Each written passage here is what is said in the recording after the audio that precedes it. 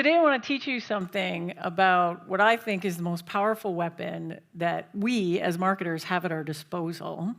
And in my experience, which my experience includes 7 successful startups, 6 of those got acquired, which resulted in me working at 5 different multinational companies and launching 13 different products into market. In my experience, mastery of this concept can mean the difference between success and failure of your product, sometimes your company, sometimes your career. This is a talk about marketing, one of the most tragically, laughably misunderstood concepts in marketing.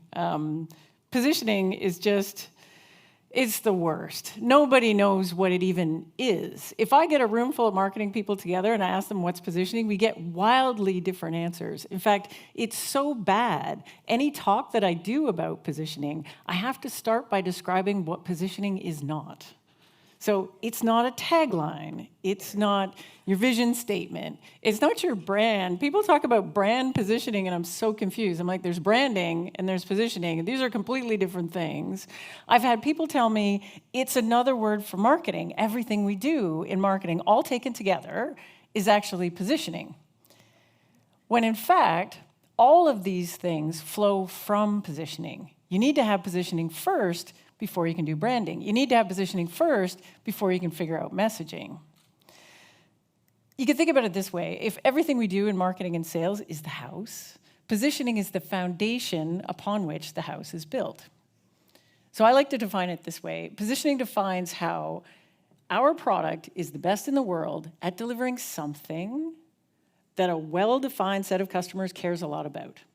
So once more, positioning defines how our product is the best in the world at delivering something that a well-defined set of customers cares a lot about. Put another way, it answers the fundamental questions. What the heck is this thing? Why do I care? You could think of it this way. It's a little bit like context setting for an offering. And context setting is important because context is a lot of how we make sense of the world. It's particularly important in startups because startups are something new. And when we first encounter something new, we often look for all the clues in the context to figure out what it's all about. So here's an example of a product that I once encountered. It was completely out of context. And I found this when I was surfing around on Amazon. And when I saw this first time, I thought, this is a shoe.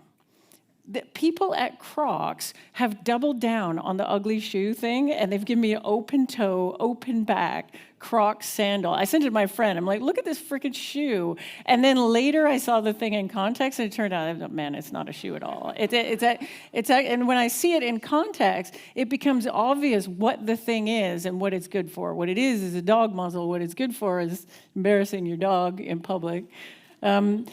Even a little hint of context can actually completely change the way we think about a product. So I show you this dog picture, and then I show you this thing, and you might say, well, that's probably some dog stuff to you. Like that's like a dog collar thing, so your dog doesn't bite himself. And then you see it in context. It's a collar for humans, for when you eat noodles, and you need to worry. Like, I don't know. I don't actually know what it is. But the marketers gave you a clue here in the context of what it's good for. Like, you see that guy? Like, it's good for making people fall in love with you. They're lying. So a shift in positioning can completely transform the way we actually view a product. So if you look at the research on this, like how do people figure out new things that they've never encountered before? The research tells us that customers use what they know to figure out what they don't. So they use what they already understand to try and figure out things that they don't yet understand very well. And they have a couple of big touch points for this, but the biggest one is market categories. So market categories give us a big clue about what products inside the categories do. Now, you're marketers, maybe you've seen this before. This is Scott Brinkler's marketing technology landscape. This is, so if we imagine the universe of software solutions to problems, this is one guy's attempt to model just one tiny corner of that universe, just the software solutions to marketing and sales problems. Look at this thing, it's horrifying. There's 7,000 products on this. So how on earth does a customer ever make sense of this? You want to buy some marketing tech? Yeah, no problem. Figure out this 7,000 product landscape. Now, if you look at it closely, you can see that Scott has attempted to help you make sense of that by breaking things up into market categories. So if I'm a marketer and I'm thinking, you know what, I'd like to have some live chat on my site, I look in there and the yellow stuff is actually social and relationships. So it's like a macro category. And yep, sure enough in there, there's a box in there that says bots and live chat. Great. Good. I'm not thinking about 7,000 products anymore. I've narrowed it down. Like, frankly, it's still pretty bad. There's like a few dozen in here. But it's better than looking at the whole 7,000. I've narrowed it down. But that's not all positioning your product in a market category does in the minds of customers. Importantly, what it actually does is it sets off a really powerful set of assumptions about what your product is all about. So it kind of looks like this. You guys, I heard earlier that you have Shark Tank in, you have Shark Tank, you know, this pitch contest thing where the startups go in and they pitch their thing and there's like some mean venture capitalists or something that judge them. So let's say I am in the pitch contest, but all I'm allowed to tell you is my market category and that's it. And you have to figure out the rest of it from that. So I walk up on stage and I'm like, so I'm in the TV studio, I guess, right? It's Shark Tank. I walk in the TV studio, and I'm like, okay, I'm going to pitch you my thing. That's not what I would do. If I was in the TV studio, I'd be like, holy shit, I'm on TV. But if I walk into the studio and I go, I got a product. It's amazing. It's awesome. You should see it. What it is a CRM. Who's my competitor? Salesforce, HubSpot, yeah. Other CRMs, right? Name me 3 or 4 key features. Tracking accounts, tracking a deal across a pipeline, all that stuff, right? Who's my target customer? Vice President of Sales, that's who you sell that stuff to. What's my pricing? I don't know exactly what the pricing is, but I know you're not charging more than Salesforce. They're the leader in this market. I can't charge more than that. I'm a CRM. So if I take a product, position it in a market category, and it triggers a bunch of assumptions about my product that are true, great. I just saved my marketing and sales team a ton of work. I don't have to tell you who my competitor is. It's assumed. I don't have to list every single feature I've got. Half of that stuff is table stakes. Unfortunately, it works the same if I do a lousy job of picking my market category. So if I pick a market category and it triggers a bunch of assumptions about my product that are not true, then you, marketers, and your sales team are going to have to do a significant amount of effort to undo the damage that your positioning has already caused. I'll give you an example of this. I got a call from a VC in Silicon Valley that had funded a company, and they said, you know what, these guys are amazing. They have all these super happy customers. I've never seen customers so in love with a product ever. But their problem is they have a terrible time generating leads, and it takes them 3 meetings with a customer before anybody can figure out what the heck they are. So I think they have a positioning problem. You should talk to them. I was like, okay, we get them on the phone. So we're all on the Zoom call. And I'm like, so what's your story? And the guy says, well, we're lawyers, ex-lawyers, and we decided to invent this thing, and it's email for lawyers. And I was like, who knew that lawyers needed their own email? That's so weird. But okay, I'm not a lawyer. What do I know? Thank God. What do I know? So I'm like, okay, email for lawyers. I got it. Then he's jumping into the demo, and he's showing me this product. And it does. It looks like email. He's got an inbox, and there's some conversations going on. And I'm like, that's pretty cool. So I said, show me the calendar on that thing. How does the calendar work? And the guy says, oh, we don't have a calendar. You ever use email that doesn't have a calendar? You know what we call email that doesn't have a calendar? Shitty email. It's like, we don't buy that email. I'm like, wait, so I can't replace Gmail with your email? And he goes, no, we don't have a calendar. Really? So wait a second. So, but everybody loves you. Like, so far you sound bad, but people love you for a reason. What's so hot about your thing? And they're like, oh, actually, we have a patent on this feature. And what the feature does is super secure, context-aware file sharing. So it looks at the interactions and it looks at the documents. It automatically decides who should have access to them. It puts them in a super secure place, and then it automatically gives people access to it. It's like magic. They got a patent, and lawyers freaking love it. It's amazing. But it is an email. You don't buy email to do that. So what I have is a really cool, really innovative product masquerading as crummy email. So what if I took this product and picked it up and put it in a different market category? Would I think differently about it? Let's call it team collaboration for lawyers. So before, when I was email, my competitor was Gmail. Now I'm team collaboration. Who's my competitor? Well, it's Slack-ish, although it's team collaboration for lawyers. So I would expect you to have some cool features in there. Sure enough, super secure context-aware file sharing thing. That's exactly what I buy team collaboration for.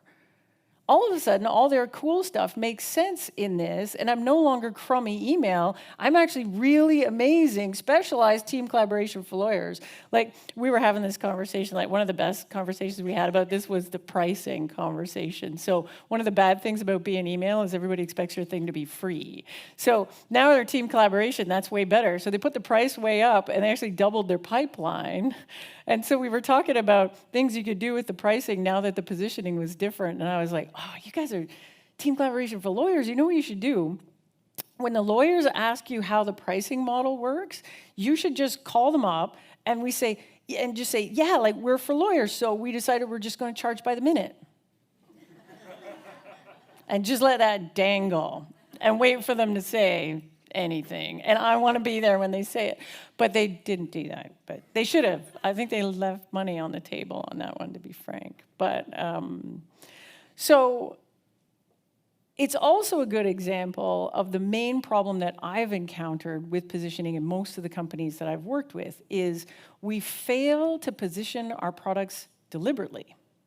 So the vast majority of products I've worked on, and I've worked on more than a dozen, at some point, we had to reposition the product, but the original product positioning came from the way the inventor originally envisioned it in their heads. So in the case of the lawyers, they set out to build email for lawyering. They're just like, that's what it is. It's email, that's what we built. It can't be anything else. And then what happens is you put it out in the world, you change features, you add things and remove things. Meanwhile, your whole market's changing. People are moving in and out of your market. Everything's changing. Technology's changing. And all of a sudden, your thing that maybe you thought it was email, now it's team collaboration, but you didn't notice, you're this close to it. And you're just assuming that it's best positioned in the thing where it always was. This kind of default positioning is actually super common. So the first thing we have to do if we want to get serious about this stuff is we actually have to deliberately choose a market category. So I'll give you an example of this. Early in my career, I worked at a company that the product was, it was originally founded by two guys with PhDs in database science. And they're like super database guys. And what they invented was a database, because they're database guys. And it had this kind of fuzzy logic algorithm. And so what it could do is if you had like mountains and mountains and mountains of data, and you were doing a big, complicated analytic query on it, we were selling to banks and things. And they had these queries that would take hours, so long you'd have to run it on the weekend to get a result because it took 12 hours to run the query. We could do it in like minutes. It was like magic database stuff. And so I got hired as the VP marketing, and my job was to go out and sell this thing. And we had a patent on it. We had these guys with all these PhDs. It was a really, really differentiated product with a really, really neat outcome. This is going to be easy. We're going to sell a ton of it. I come on board. I spin up all kinds of marketing campaigns. I'm creating all kinds of content. We were doing a lot of events in those days, and none of it works. None of it. I'm there for 3-4 months, and it's terrible. Nobody clicks on my ads. Nobody opens my emails. The worst was the events. Like, we'd go to these events, and people would wander by our booth, and they'd be like, "You got T-shirts or pens or LinkedIn's got mugs, and then they just walk on, and that was it. And like no one would even talk to us. It was terrible. And I'd been grinding away on this thing, going, something terrible is going on here. I have no idea what it is. So finally, I sat down with my VP sales, and I said, I want to go out with you and sit in on some sales meetings because I want to see what happens when the database people get a load of our magic database thing. So he's like, sure, no problem. So he sets up this series of meetings, and we go and do like 7 or 8 meetings in a row. And every single one goes the same way. We come in, and my sales rep plugs in, and the customers come in, and I've got chief information officer and a bunch of database people, and he gets up and he says, thanks for coming. I'm glad you're here. I'm about to introduce you to our revolutionary new database. And you can see everybody in the room does that thing that they do when what you're saying is terrible and they don't actually want to listen to you. They all go like this, huh? There's cats. And I'm like, what's going on? And then he's tap dancing after this. He's like, no, you don't understand. Our database is super special. We have patents and PhDs and all kinds of P things. And it's amazing. Look at this thing, 12 hours versus 3 minutes, whatever. And eventually we get onto slide like 4 in a 50-slide sales presentation. And the senior person in the room, like the CIO, she put up her hand and she'd say, yeah, that database thing you got, it sounds all right, it's interesting, whatever, but you know what we don't need? We don't need a database. We don't need a database. We got a database. It's Oracle. In fact, we're all certified on Oracle. Everyone in this room is certified in Oracle. We don't love it. We're not married to it, but it seems to do everything we need to do. And like what we need from you, actually, is to just, get the hell out of the office. We can get back to the cat videos and shit. And they kick us out. We're on slide 4. And so we do 3 of these in a row, and it's the same. And I'm in the car with my VP sales, and I'm like, dude, does this happen in every meeting we go to? And he's like, yeah, pretty much, yeah. And I'm like, I got to get a new job. Nobody wants this thing. And so it's consistent every single meeting. We finally get to the last meeting, and we get like lucky. And so what happens in the last meeting is it's the sympathy sales call. You know what the sympathy sales call is? That's when your CEO knows a guy who knows a guy, and they give you an hour because they feel sorry for you. So we have one of those, super senior guy, a very, very big company, CIO. He comes in, he sits down, my sales rep goes in, we launch into the pitch, and he doesn't say a word. He sits there and he listens very attentively, super polite. He's Canadian. And we go all the way to the end, and we get to the end, and my sales rep says, so, like, you're pretty quiet. Like, what do you think? And the guy says, I love it.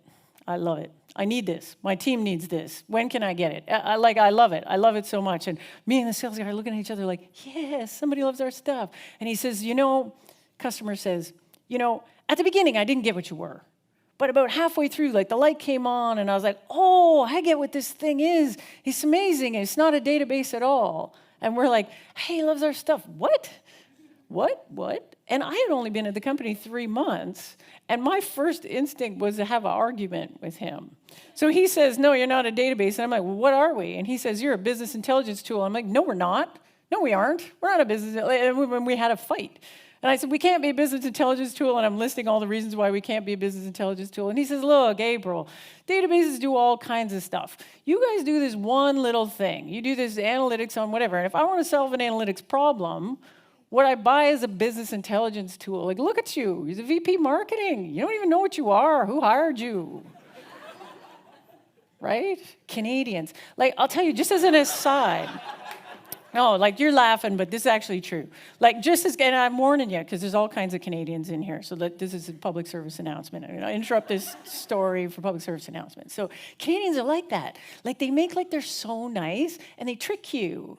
And they're like, we're so nice, Justin Bieber, Celine Dion. And then when you least expect it, they just lay on you with something terrible, like Nickelback. It's true. Anyway, so the more important thing was we went back to the office, and we're like, maybe we're not a database. And this went over like a lead balloon back at the office. Like the 2 guys with the PhDs in database, they're like, you're talking another language that we do not understand. But we had this big fight frankly, about it. Like, maybe we're a database, maybe we're not. Let's just change the pitch and see how it goes. And so we repositioned ourselves eventually as a data warehouse. But we'd go back in, and it was a completely different conversation because we were no longer compared with Oracle. We were compared to, and at the time, people knew what a data warehouse was, but nobody had one. So we'd walk in and say, hey, we're a data warehouse for big data, blah, blah, blah. And they're like, oh, that's interesting. Keep going. And the most important thing was we could get through the darn sales pitch and sell something. So the other thing that was interesting is at the beginning, all it changed was our pitch. But then we realized that it actually changed everything. Like, it completely changed our pricing because databases weren't priced the same as data warehouses. We literally put a 0 on the end and sold more because data warehouses were new and cool. Databases were like a commodity. It changed the partnerships and the channel stuff we had to do because we had to look like a data warehouse. That was different than being a database. It completely changed the long-term product roadmap because we're now doing, data warehousing things. It changed the way we thought about ourselves. Which brings me to sort of the next problem about positioning. And this vexed me a little bit for the first 5 years of my career is that sounds like you just changed the whole strategy of the company. And I'm not in charge of that. I'm the marketing gal. This ain't my job. And I hear this a lot from marketers. They're like, I don't have any control over positioning. That's not my jam.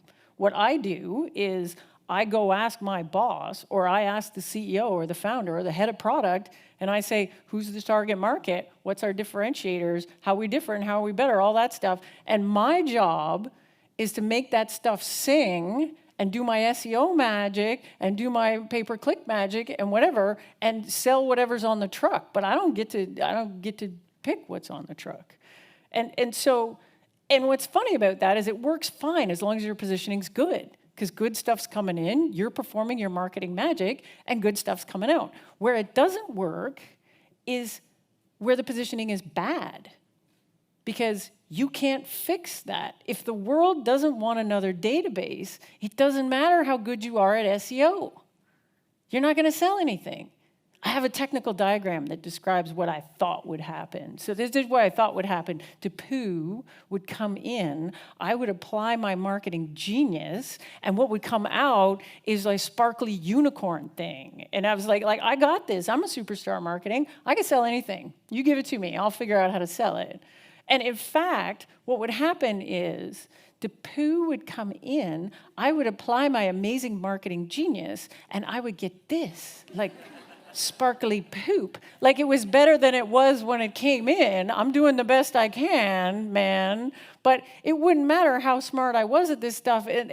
All I'm left with is slightly better crap. And so even if it's not your job, even if your boss doesn't think it's your job, even if you got a client, your client doesn't think that's their job, you actually have to fix this because your success depends on it. You cannot be successful at marketing poo. So you have to figure it out. And importantly, you as marketers, you didn't sign up for this crap. Look at you. It's Friday afternoon. You should all be in the pub, right? And instead, you're here trying to get smart about marketing because you care about your craft. You care. Otherwise, you wouldn't be here. You're crazy. Look at you. You're all here trying to get smarter. Why are you trying to get smarter? Because you want to get recognized for doing good work. Because you want to get a promotion. Because you want to get a raise. Because you want to get a seat at the executive table. Polly Poop Polisher does not get invited to the board meeting. Ever. So you might not feel like it's your thing, but you're going to have to figure it out. So then you get into okay, I get it. I got to do it. So how do I do it? With this, my friends, this vexed me for 15 years. And I'm not lying. I'm super old.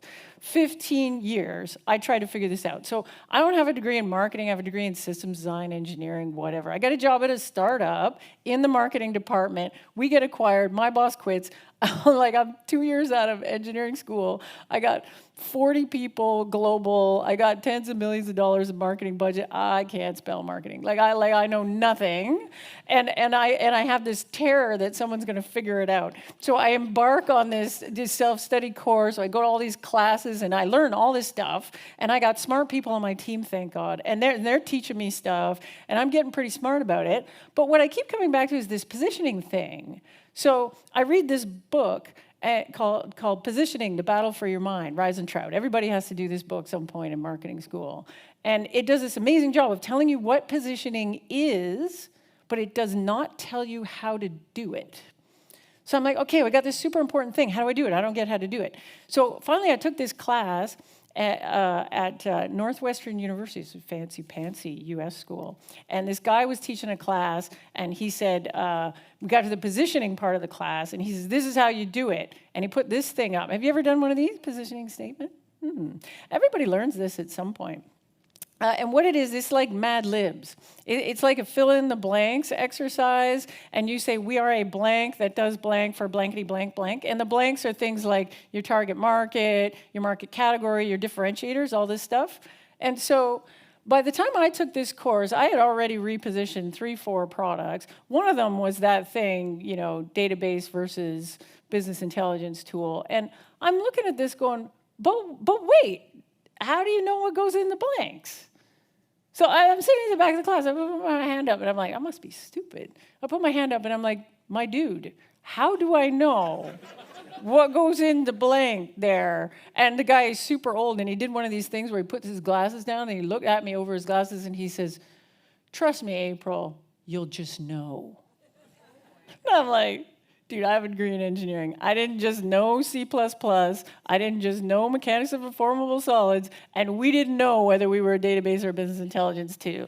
Somebody's got, that's the stupidest thing I ever heard. So not only is this not particularly useful, it's potentially dangerous because it tricks you into thinking there's only one way to fill in the blanks, and whatever pops into your head first is the best thing. And that is very frequently untrue.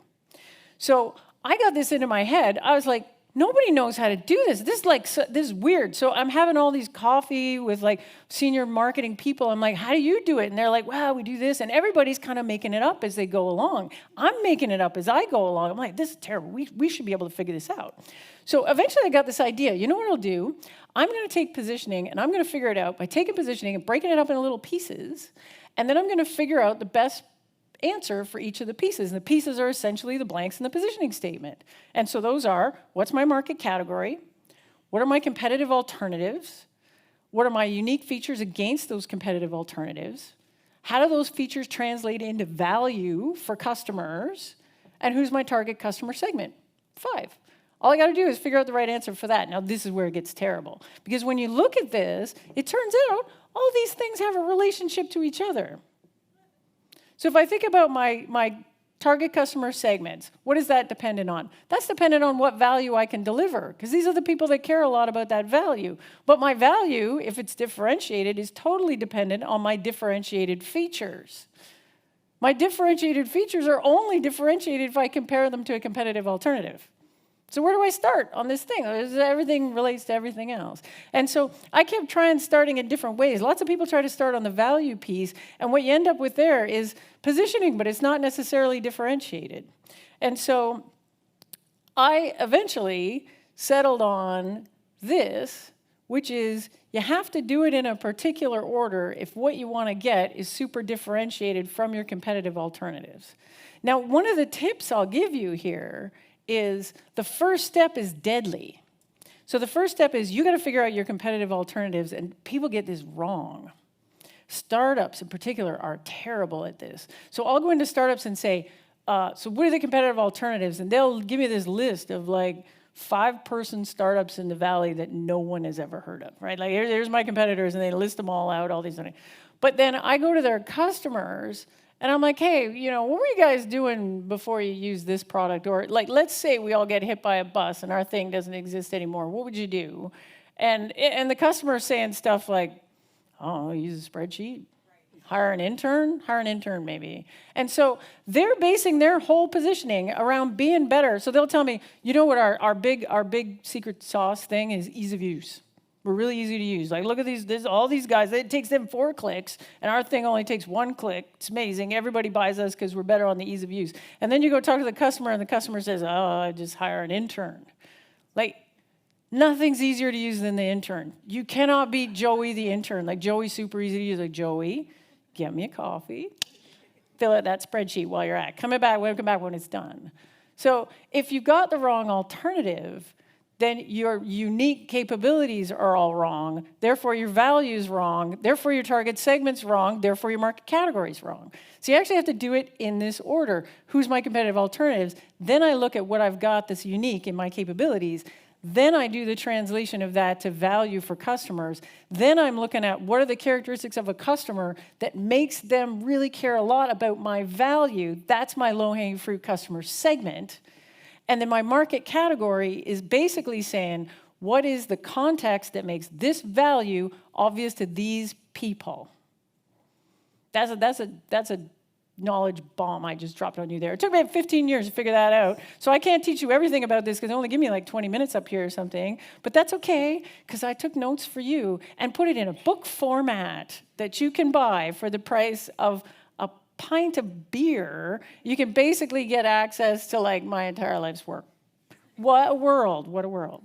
I have one story I'll leave you with. So, and this is a good example of not going through that flow being bad, and then you do go through the flow and it's good. So early in my career, I worked at a company and we were in the CRM space, but it was when Salesforce was still small and they only focused on the low end of the market. My company was enterprise CRM.